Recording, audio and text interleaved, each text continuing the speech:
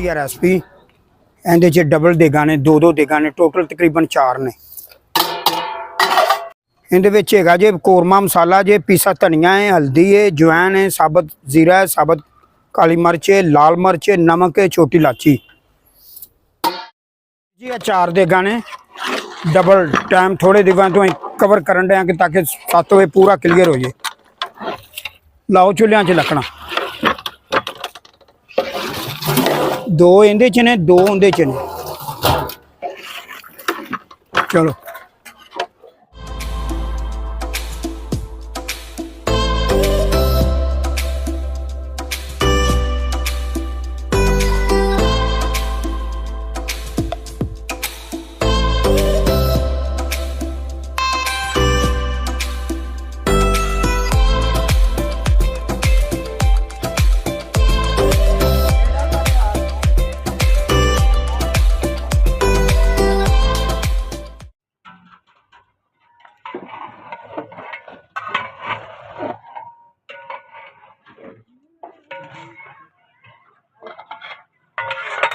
ला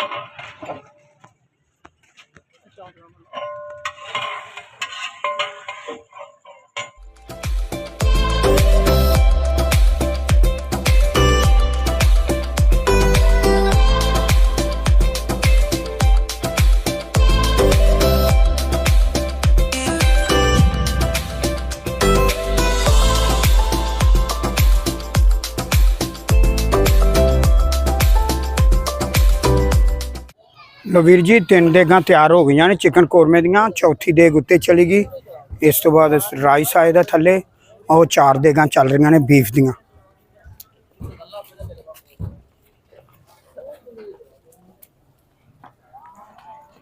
टकना चुक फसान,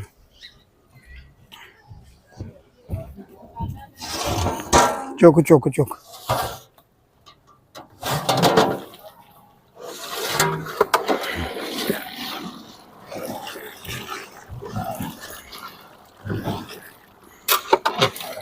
दो देगा ऐड कीतियां बॉस।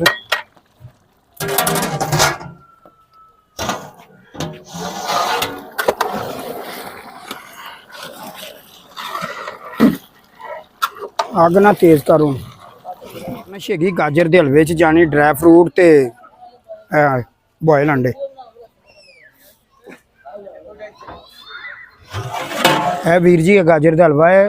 बस जो काम कंप्लीट होए तो फिर इनू खोया देंगे।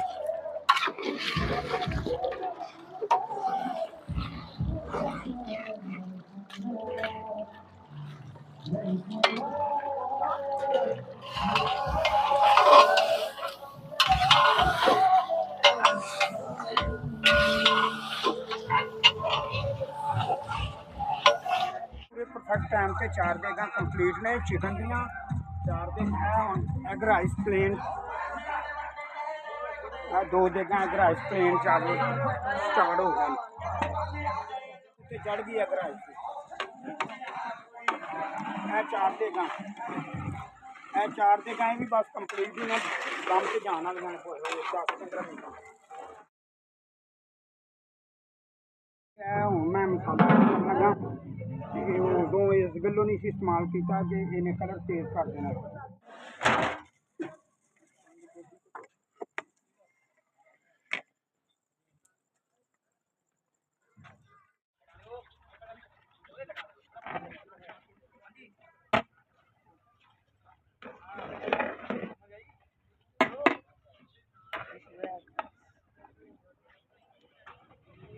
ऐड कर लगा बिल्कुल घ्यो ने अपना पूरा छड़ दिता भुनाई जाती अच्छे तरीके नाल हो गई। हुण इहनूं सिर्फ मैं लूज करांगा।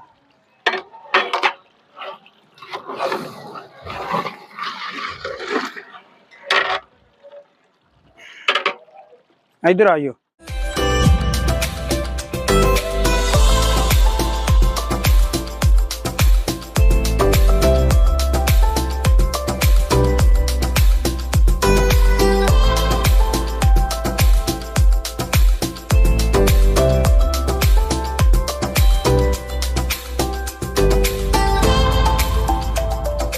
एक एक डोरा पानी ला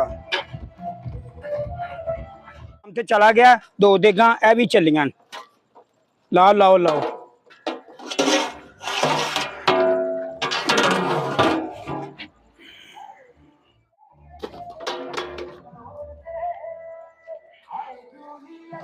लो वीर जी 2 मन गाजर है, 2 मन गाजर है ते 20 किलो खोया है। 5-5 किलो एक छापर च।